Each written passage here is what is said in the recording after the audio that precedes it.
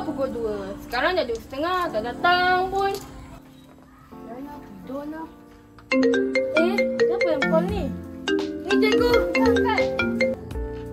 Assalamualaikum cikgu. Cikgu ke mana? Waalaikumsalam. Cikgu kat hospital ni. Cikgu kemalangan. Siannya. Habis macam mana dengan projek kami cikgu? Nanti kamu ambil gadget khas yang cikgu sediakan dalam laci meja cikgu. Nanti kami ambil cikgu. Cikgu. Semoga cikgu sembuh-sembuh. Amin. Kita ambil gadget tu. Jom.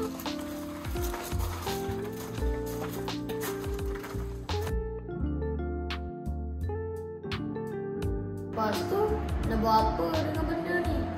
Jomlah kita try tengok dulu dalam tu.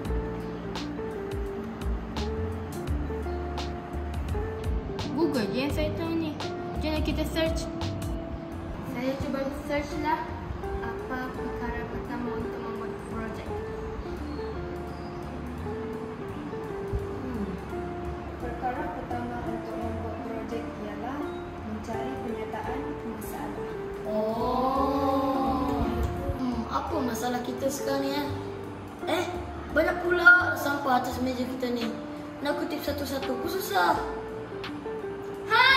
Saya tahu. Apa kata kita buat penyapu elektronik? Senang nak sapu sampah ni. Oh, okey juga tu. Tapi macam mana? Kita tengoklah apps yang cikgu sediakan kat kita. Apa ni? Cuba tekan. What can I help with? Jom kita tanya dia macam mana nak buat projek penyapu elektronik ni. Okey. Ni dia dah bagi satu-satu. Senang nak kerja kita nanti. Kita dah tahu macam mana nak buat benda tu. Tapi kita tak tahu macam mana gambarkan benda tu. Lah. Jomlah kita tengok apps lain yang boleh tolong kita. Boleh juga tu. App apa ni? Text to image? Cuba tulis apa yang kita nak. Ni dah keluar gambar. Wah, hebatnya.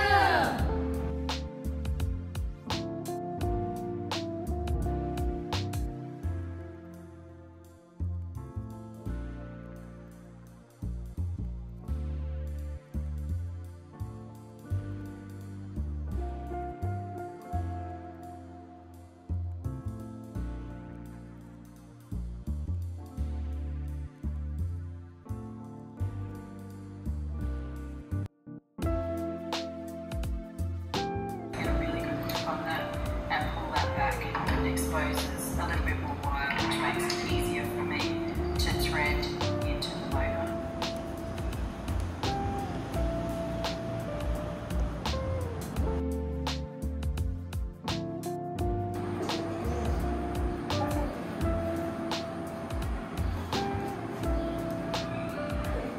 Kenapa tak hidup ni? Tak pernah tu kita buat. Apa kata kita tanya cikgu? Kenapa benda ni tak hidup? Boleh juga tu.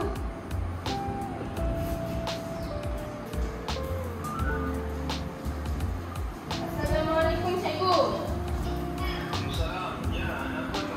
Ni, benda ni dia tak nak hidup tu cikgu.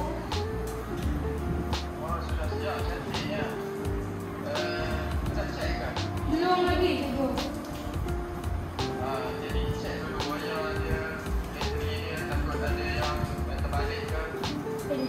Oh, inilah sebab tu.